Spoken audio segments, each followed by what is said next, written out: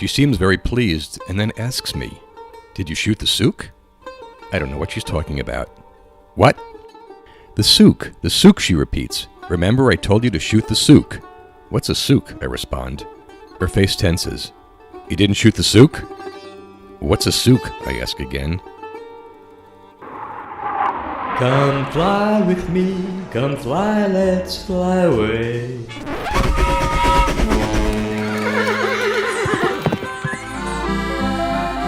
Two tickets to paradise and make it snappy. Attention passengers, we need another volunteer. Cabin crew, prepare for takeoff. Hello, and welcome to Come Fly With Me and Other Travel Mischief. I'm John Lapidese, and these are my personal travel stories of adventure, mayhem, foolishness, and swinging through the jungle of life.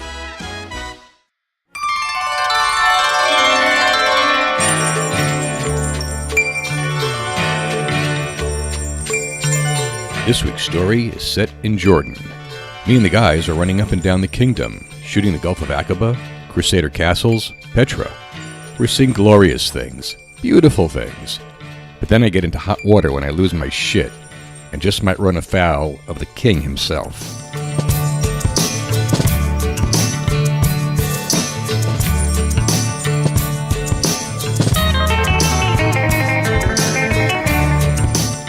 Tell the king, we don't want his chopper. I love most places I travel.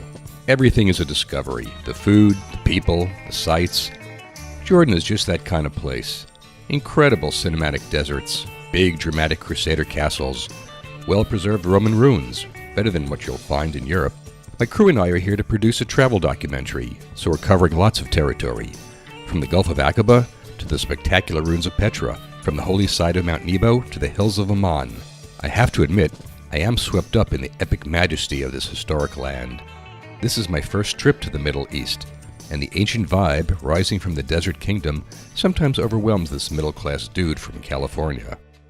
I'm also getting a lesson in just how crammed together everything is in this part of the world. We have the most wonderful guide, S, who points out the incredible coziness of this region. See over there? That's Egypt. And that mountain? That's Syria. And look further down, you can see Lebanon. And we are standing in Jordan. So, we are seeing parts of 4 nations in a single glance, all about the size of your basic tri-county area. It's like a cosmic joke. So much blood, war, history, passion, belief, betrayal, sacrifice, enlightenment, crammed into a space not much bigger than a Western state area code. No wonder they're on each other's nerves, and at each other's throats. If they could all just stretch out a bit, perhaps this world would be more peaceful. Though I have to hand it to the Jordanians and their king, they have worked greatly with their neighbors to try to achieve that peace.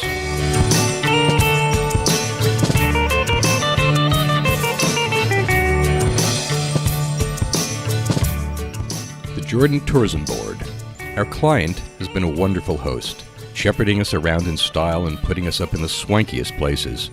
We've been treated like royalty, sailing in the Gulf of Aqaba, traveling the Wadi Rum made famous by Lawrence of Arabia, and treading the biblical banks of the Jordan River. Our guide frequently links the ancient sites before us to passages in the Bible and Quran. He's like the walking scriptures. And there's also a lovely, diligent lady from the tourism board, our in-country coordinator. She's Brazilian by birth and assigned to us to make sure all goes smoothly. Almost everything does go smoothly. Occasionally my crew can get bogged down in the mechanics of their work and things slow up a little, but that's to be expected. Sometimes we're so in awe of some incredible ageless thing we encounter, we grab our still cameras and spend a moment recording stuff, because it's too great to be missed. Our coordinator is accommodating, but is sometimes a little impatient with us. This she has shared with me. I think she's nervous, perhaps worried we won't complete our filming agenda. It is ambitious. But I assure her that we've done this kind of work lots of times, and everything is good. We're getting what we need, and besides, it all looks fantastic, bigger than life. For instance, the ruins we shot at Petra could be something out of a movie. In fact, they are. They were used as a location for Indiana Jones and the Last Crusade, and now we are filming them. So there's nothing to worry about, I reassure her. I've calmed down lots of clients like this. I know that a film crew entering one's everyday life is new, different, unknown. We tend to shake up the basic order of things with our intrusion. It can be unsettling, but to us, It's another day at the office. A fun, exciting office, but we know it will all turn out. Still, she's nervous. But the shoot has gone well, and we're down to our last 2 days. We're going to spend one day covering the capital city of Amman. And then the last day, this day will be special.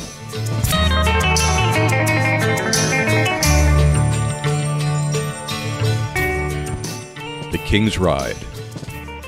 My partner in this Jordan filming venture has previously worked with Abdullah II, the King of Jordan. They did a TV special, A Tour of Jordan, and have known each other for years. During our week of shooting, he has met with the King, or HRH, as everyone refers to him, and has pulled off quite a coup, pun intended. The King has graciously loaned us a Royal Jordanian Air Force Super Puma helicopter for a full day of aerial shooting. From Amman down to Aqaba and every dang holy site in between, it's all ours. Sure, we've shot from choppers lots of times, but never for a full day, never with so much aviation fuel at our disposal. This'll be fun. But first, we've got to finish up in Amman. We start out early, moving through this dense modern city. I'm quickly checking off shots from my list. We work until we're starving and then feast at a fabulous cafe. They serve us easily the best hummus in our star system. But the most glorious moment of the day, we go up to the citadel, a big hill in the center of Amman, site of Roman and Byzantine ruins. It's late afternoon. There, setting up our gear at the Temple of Hercules, we hear the call to prayer, floating out from one of the city's mosques. The sounds echo about the sprawling city below and rise up our hill. Other mosques on surrounding hills now issue forth more calls to prayer, their plaintive voices joining in an eerie chorus. Flocks of birds suddenly flap over us, reacting to the music and circle low overhead, beating their wings. They soar and circle around us again and again, driven by the calls to prayer. It's mesmerizing. It's a movie, and we're in it. Shoot, shoot, I call out. But the guys are already shooting. We marvel at the surprising splendor of the moment. We're still high as we come down from the hill, pulling up to our hotel. It was a very good day. Our coordinator comes out from the hotel and up to our van. I share with her all the good stuff we've gathered. What's a souk? She seems very pleased and then asks me, "Did you shoot the souk?" I don't know what she's talking about. What? The souk, she repeats. Remember, I told you to shoot the souk. What's a souk? I respond. Her face tenses. You didn't shoot the souk? What's a souk? I ask again. Everything is quickly turning.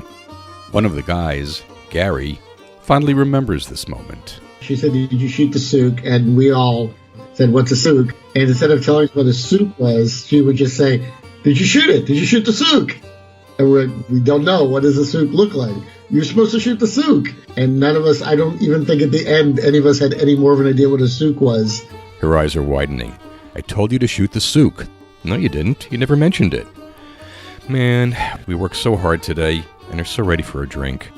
She jumps into the front of our van, turns and addresses us. I told S, our guide, to tell you to shoot the souk. Didn't you tell them? She aims at S. On the spot, S offers, yeah, I think so. And then she explodes. You didn't shoot the souk. I told you to shoot it. You're the worst crew I've ever worked with. You're completely unprofessional. I have never seen a worse crew. There is a moment of silence. I can let it go, but I don't want to. These are my guys, my crew, and I spit back, "Don't you talk to my crew like that." She's dumbstruck by my pushback. I might as well have said we forgot to put tape in the camera all week. She is just astonished, but then she rears back and doubles down, telling us in an official tone just how much we suck. Now I'm getting really pissed. This is abusive. You know what I shout? We're done. We're going home. Tomorrow. This shoot is over. No more. As I shout at her and hear my raised voice, I only make myself angrier. Now I'm getting royally pissed, and as I jump out of the van, I take deadly aim. Tell the king we don't want his chopper. That's right. Tell him to forget it. That felt good. That felt right. As I stride from the van, one of my crew members slaps me on the back. Our driver is trying to hide his smile. Soundman JR was in the middle of this and recalls. We look at each other going like, did he actually just say that? Did he actually just say like, tell the king we're not, you know, and all of us, I think there was a bit of shock that everybody was in at that moment for sure. A brilliant moment of defiance that lasts, I'd say, 1, maybe 2 more seconds, when the thought slams me. They're going to tell the king, that some asshole producer just refused his princely gift. What have I done?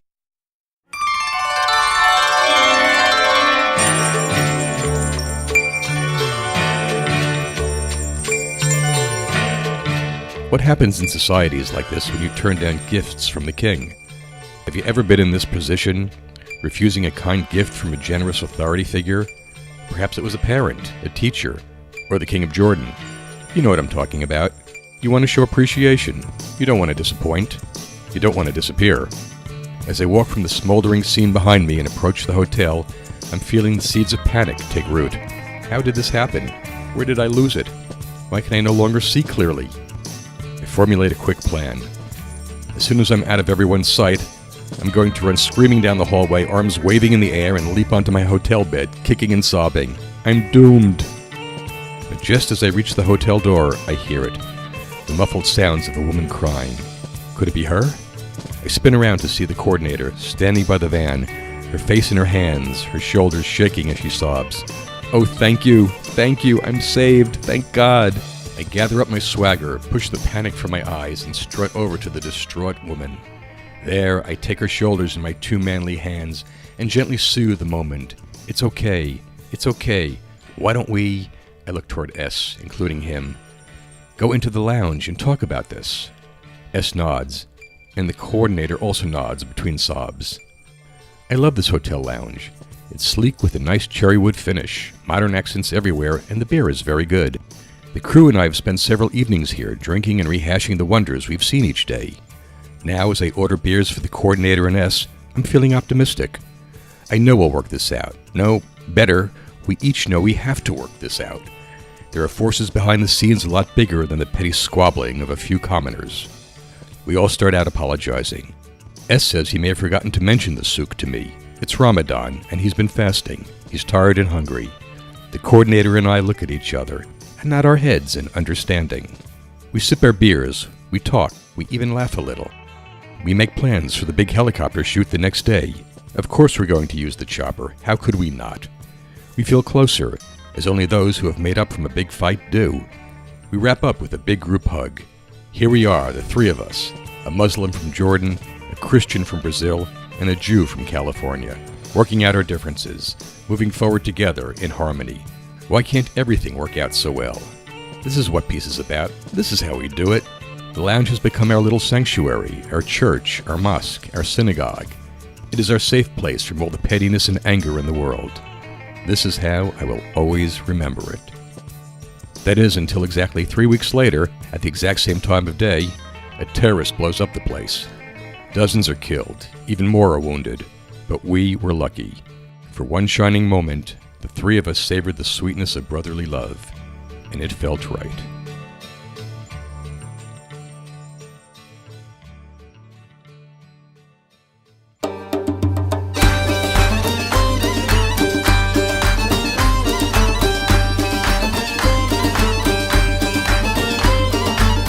A big thanks to the fine musicians of Domskray and Turku, plus Gary, JR, the rest of the crew, and all of you for joining in today. You're listening to Come Fly With Me and other travel mischief. We'd love to hear your thoughts, comments, and your own travel adventures. Just head over to comefly.net. There you can check out show notes, more podcasts, and you can subscribe to future episodes. If you like what you heard today, please leave a review on iTunes. I'm John Lapidus, looking forward to traveling with you soon.